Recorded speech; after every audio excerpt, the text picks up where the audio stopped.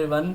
तो आज हम अपना स्टार्ट करते हैं वीडियो। ठीक है, तो हमें आज के वीडियो में इकोनॉमिक्स क्लास नाइन्थ का जो चैप्टर नंबर 1 है क्लास नाइन्थ का इकोनॉमिक्स का, the story of the village of Palampur करके है। तो उसके बारे में आज हम डिस्कस करने वाले हैं। ठीक है, मैंने पीपीटी वगैरह स्लाइड वगैरह सब कुछ तैयार कर लिया है एमएस वर्ड में। ठीक है, आई मीन टू से एमएस वर्ड में मैंने अपना पूरा नोट्स तैयार कर लिया है। तो चलिए शुरू करते हैं बिना किसी देरी के। ठीक है, तो यहाँ से स्टार्ट करते हैं। हमारा इकोनॉमिक है पूरा, तो इकोनॉमिक्स का हम क्लास नाइन्थ का चैप्टर नंबर 1 जैसे मैंने आपको बता दिया है। ठीक है, ये करने वाले हैं। इसका पहले इंट्रोडक्शन देख लेते हैं। एक्चुअली में जो पूरी कहानी है वो एक विलेज है जिसका नाम है पालमपुर, उसकी कहानी है। उस विलेज में जो मेन सोर्स ऑफ इनकम है वो फार्मिंग होती है ना।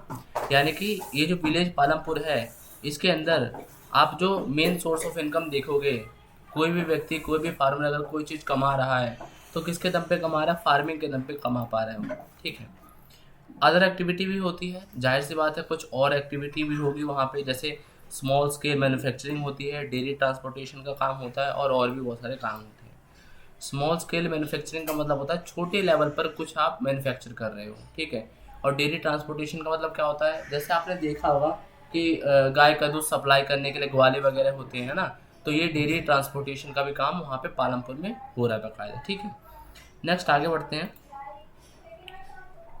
नेक्स्ट हमारे पास है कि और भी बहुत सारे रिसोर्स होते हैं जिससे विलेज के जो पालमपुर में जो विलेज में जो लोग हैं वो अपने प्रोडक्शन एक्टिविटी करते हैं कंबाइन करके। कई सारे रिसोर्सेज को कंबाइन करके वहाँ के लोग अलग अलग प्रोडक्शन एक्टिविटी में काम करते हैं। ठीक है, जिससे वो अलग अलग गुड्स यानी सामान और कुछ ना कुछ सर्विसेज देते रहते हैं। ठीक है, तो बेसिक चीज़ें हैं। अभी जो पालमपुर है ये वेल कनेक्टेड है अपने नियर बाय विलेज या टाउन से।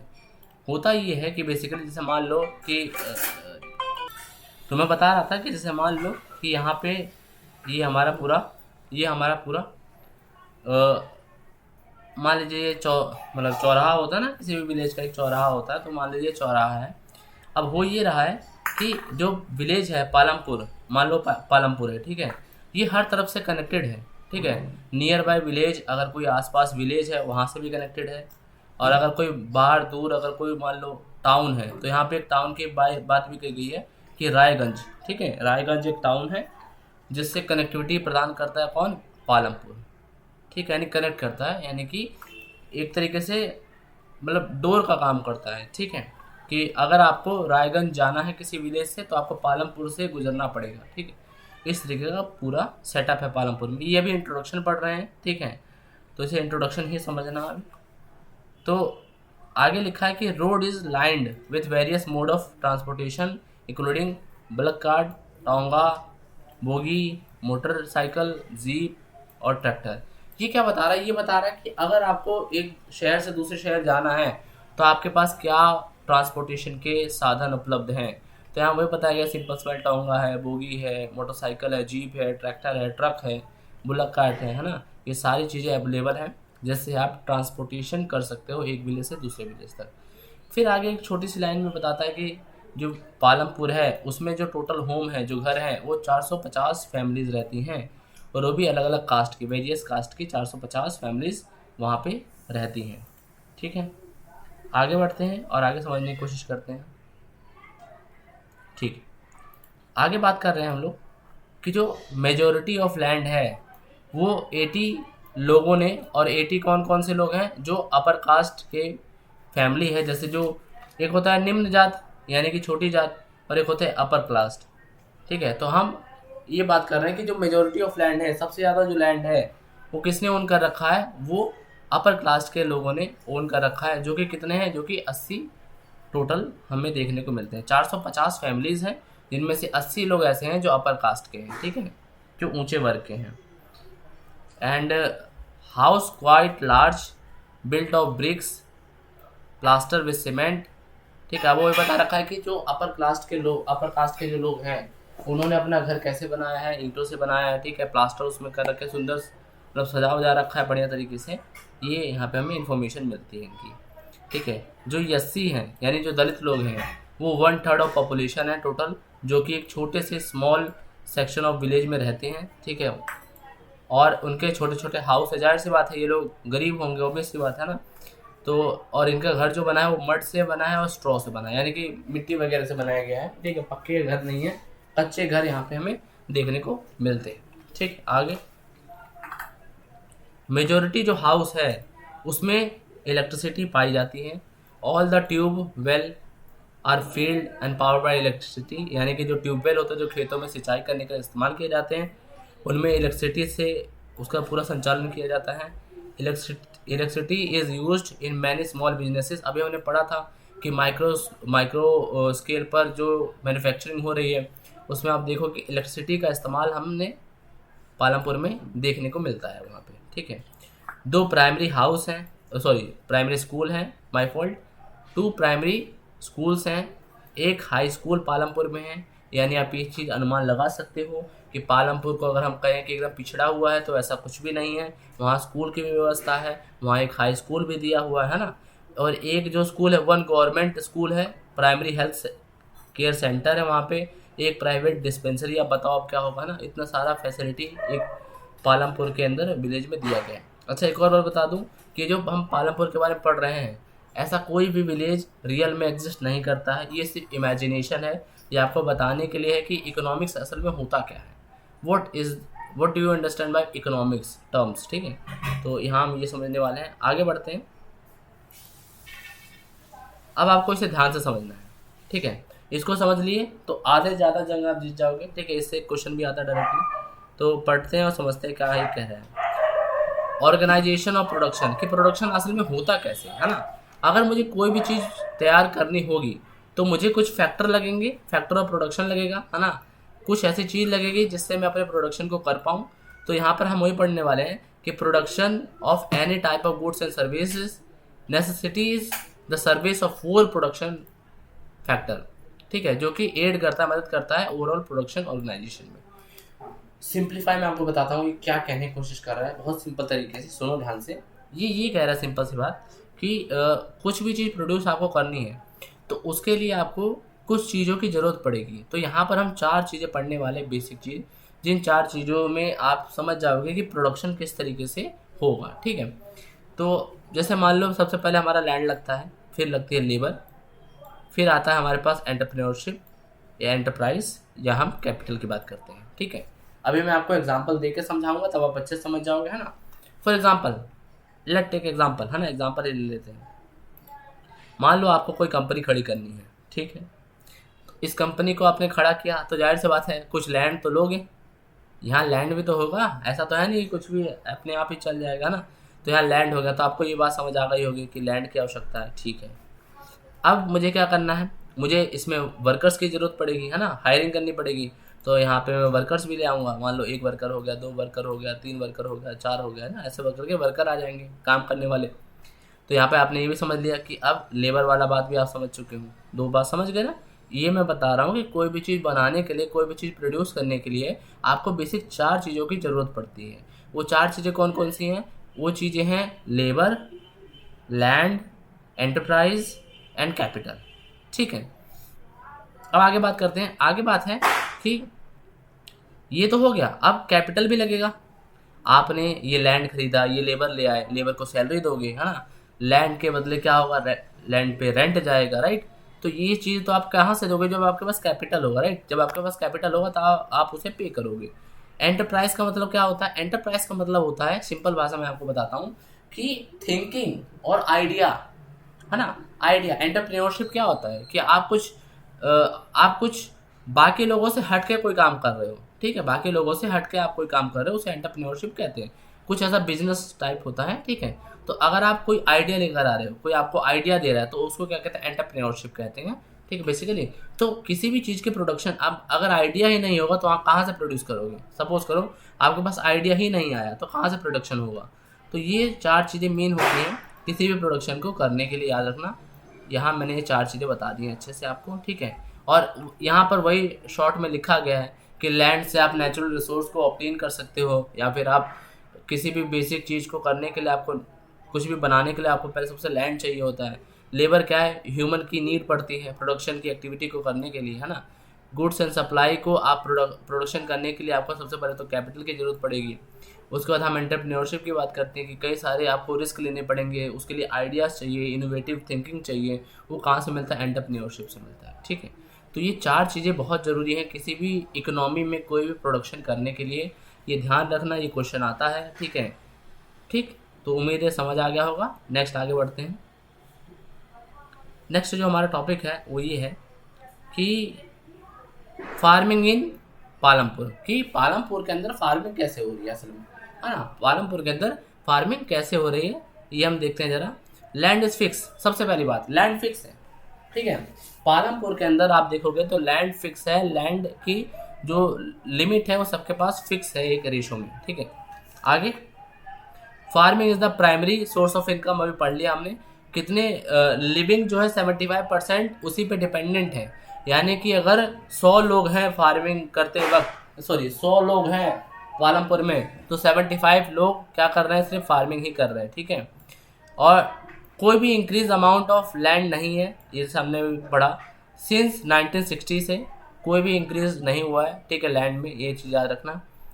कुछ विलेज के पास वेस्ट लैंड है। वेस्ट लैंड मतलब वही है कि had been converted cultivated land by the time. यानी वेस्ट लैंड का मतलब क्या होता है? ऐसी ज़मीन जो वेस्ट हो गई हो, जो मतलब ख़त्म हो गई हो, मतलब उसमें अब आप कल्टिवेशन नहीं कर सकते, आप खेती नहीं कर सकते हो। तो यहाँ वही बताया गया है 4th लाइन में आपकी कि कुछ जो विलेज हैं उन्होंने वेस्ट लैंड को कन्वर्ट किया है कल्टिवेटिव लैंड में। ठीक है, अब कल्टिवेशन हो पा रहा है वहाँ पे।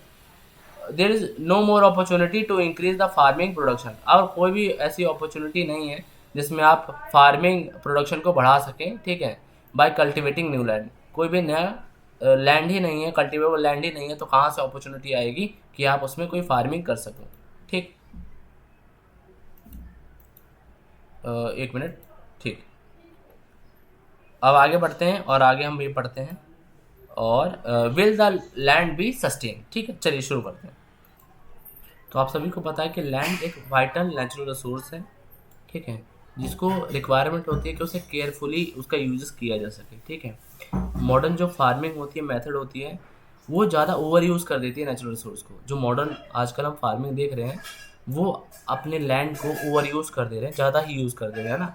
बहुत सारे अलग अलग पेस्टिसाइड्स, फर्टिलाइज़र को ऐड कर कर उसकी जो प्रोडक्टिविटी है उसे ख़त्म करने की कगार पे आ गए हैं हम लोग। ठीक है, जो ग्रीन रेवोल्यूशन है, ग्रीन रेवोल्यूशन ने क्या किया कि जो सॉइल की फर्टिलिटी है उसको लूज़ कर दिया, ख़त्म कर दिया एक तरीके से, क्योंकि उसमें ज़्यादा हम लोग यूजेस देख पा रहे थे। ठीक है, क्यों? क्योंकि अगेन वही बताया मैंने, जो केमिकल फर्टिलाइज़र है उसका ज़्यादा यूज़ बार बार किया जा रहा है। इसकी वजह से हम देख रहे हैं कि ग्रीन रेवोल्यूशन की वजह से सॉइल की फर्टिलिटी लूज़ हो गई।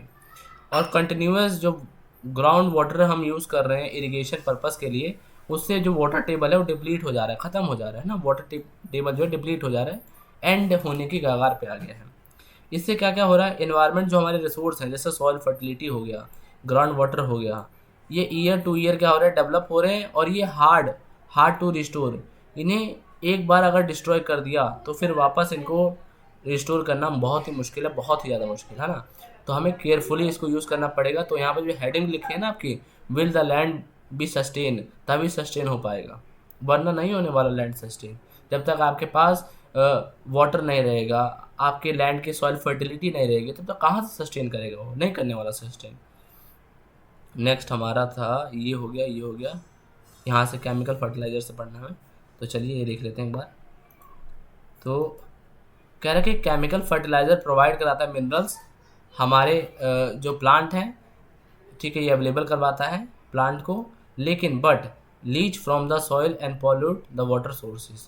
यानी कि ठीक है, केमिकल फर्टिलाइज़र आप डाल रहे हो उसके अंदर, लैंड के अंदर, जिससे वो थोड़ा प्रोटेक्ट हो रहा है, लेकिन इससे नुकसान भी है। नुकसान क्या है आपका?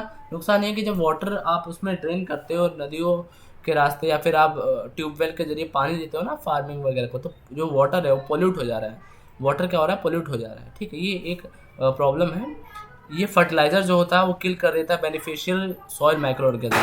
आपको पता होगा सॉइल के अंदर भी बहुत सारे माइक्रो ऑर्गेनिज्म होते हैं छोटे छोटे, ये जो फर्टिलाइज़र होता है उसे किल कर देता है। ठीक है, इससे क्या होता है? सॉइल की फर्टिलिटी भी मतलब रिड्यूस हो जाती है कभी कभार, ये भी चीज़ देखने को मिलती है। Punjab has the highest chemical fertiliser consumption in India, जिससे सॉइल हेल्थ डिग्रेड हो जा रही है। ठीक है, सॉइल की जो हेल्थ है वो डिग्रेड मतलब कम हो जा रही है एक तरीके से।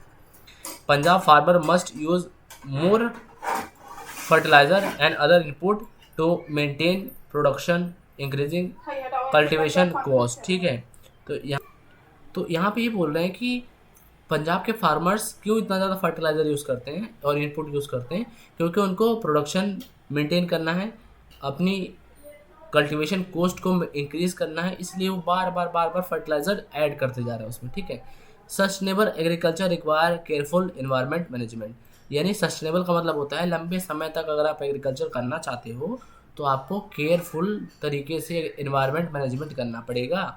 ठीक है, ये आपकी बुक आपको बताने की कोशिश कर रही है। ठीक है, अब यहाँ एक बहुत ही सिंपल सी बात है ना, इसमें ज़्यादा कुछ रॉकेट साइंस नहीं है। देखो कह रहा है कि कैसे लैंड डिस्ट्रीब्यूट है पालमपुर के फार्मर्स के पास।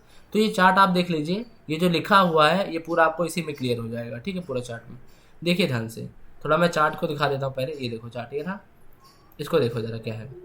ये जो आप यहाँ देख रहे हो, ठीक है, थोड़ा लाइट वॉयलेट कलर का जो ये जो शेडेड पार्ट है ना, ये बता रहा है स्मॉल फार्मर्स के पास, मतलब स्मॉल फार्मर को डिनोट कर रहा है। ठीक है, और एक है कल्टीवेटेड एरिया है कि कितना एरिया उनके पास है। तो ये 36% है एरिया लैंड का जो स्मॉल फार्मर्स के पास है, लेकिन नंबर ऑफ स्मॉल फार्मर्स कितने हैं, ये देखो 80% है। तो देख रहे हो अंतर कितना है कि 80% स्मॉल फार्मर्स हैं, 80%, लेकिन उनके पास जब लैंड की बात आ रही है तो कितना है, हमारे पास 36 उनके पास लैंड परसेंटेज है बस। लेकिन वहीं देखो ये येलो किसका है, येलो है मीडियम एंड लार्ज फार्मर्स का, यहाँ लिखा हुआ है। तो ये कितने हैं, इनके पास एरिया कितना है, इनके पास एरिया 64%।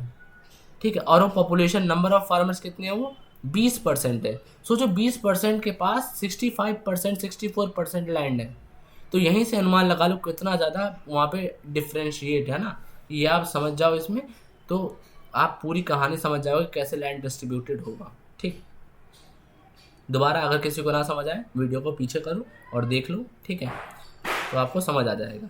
यहाँ देखो एक और चीज़ बता देता हूँ, यहाँ भी देख लेता हूँ। सभी के पास not everyone involve in agriculture enough to cultivate land, किसी के पास उतना लैंड था ही नहीं पहले कि वो कल्टीवेट वगैरह कर सके। अप्रोक्सीमेटली पालमपुर के अंदर 1/3 जो फैमिली है 450 में से वो लैंडलेस है, यानी 150 फैमिली ऐसी है जिसके पास लैंड ही नहीं है कुछ भी, है ना। और मेजोरिटी इनमें से कौन है, दलित हैं। ठीक है, और 240 जो बचे हुए हैं लैंड, उनके पास भी कुछ छोटे प्लॉट्स हैं, कुछ 2 एकड़ से हेक्टेयर से कम है, एकड़ नहीं सॉरी हेक्टेयर से कम है ना। तो ये चीज़ें आपको समझनी है, जाननी है, और ये आप चार्ट को याद रखना, इससे इजी हो जाएगा। ठीक है,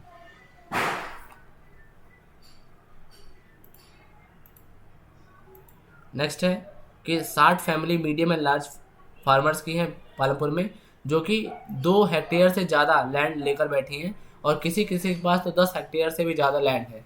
तो वहाँ अनइवन बता रहा है कि अनइवन कितने हैं, है ना। बहुत ज़्यादा अनइवन चीज़ें यहाँ पे देखने को मिल रही हैं। आज हमारा लास्ट टॉपिक आज का हमारा है the capital needed in farming, कि कैपिटल कैसे नीडेड है फार्मिंग के लिए, तो ये आपको हम यहाँ बताएंगे। ठीक है, देखते हैं। टू ऑब्टेन कैपिटल, कोई भी कैपिटल लेने के लिए मेजोरिटी ऑफ स्मॉल फार्मर क्या करते हैं, बोरो करते हैं पैसा, है ना, मतलब उधार लेते हैं। कहाँ कहाँ से उधार ले सकते हैं, लार्ज फार्मर से ले सकते हैं, विलेज के मनी लेंडर साहूकार से ले सकते हैं, कोई व्यापारी है ट्रेडर है उससे ले सकते हैं, या जो सप्लाई करता है एग्रीकल्चर इनपुट उससे ले सकते हैं उधार। ठीक है, उधार की बात हो रही है यहाँ पे। ठीक है, आगे बात करते हैं। आगे है कि जो इंटरेस्ट रेट होता है इस लोन पे वो बहुत ज़्यादा हाई होता है। अब जाहिर सी बात है, बैंक वगैरह तो है नहीं, है ना, कि सरकार उसे रेगुलेट कर रही है। ये लोग अपने मतलब गांव में कोई उधार दे देता है और हाई इंटरेस्ट पे दे देता है ना, तो इनके लिए मुश्किल होती है, और ये डिफ़िकल्ट सिचुएशन हो जाती है उस व्यक्ति के लिए जिसने ये उधार लिया है, क्योंकि इंटरेस्ट वो दे नहीं पाता, रीपे द लोन, इसमें उसे डिफ़िकल्टी होती है जो स्मॉल फार्मर्स होते हैं। इसलिए आपने सुना हो कई लोग फांसी लगा लेते हैं, फार्मर्स की डेथ की खबरें इसीलिए दिखाई देती हैं क्योंकि उनके पास पैसा नहीं होता देने के लिए। अच्छा, इसके उल्टा है मीडियम और लार्ज फार्मर जो होते हैं वो अपनी सेविंग खुद ही कर लेते हैं। क्यों? क्योंकि उनके पास बहुत ज़्यादा प्रोडक्शन होता है। ठीक है, तो जो अपनी सेविंग किए होते हैं ना उसी से अपने जो अरेंज कर लेते हैं, एबल टू अरेंज और कैपिटल रिक्वायर। यानी स्मॉल फार्मर्स क्या करेगा, वो सिंपली किसी और से उधार ले लेगा, क्योंकि इतना उसके पास नहीं, वो सिर्फ अपने खाने के लिए गुजर बसर के लिए बस उगाता है।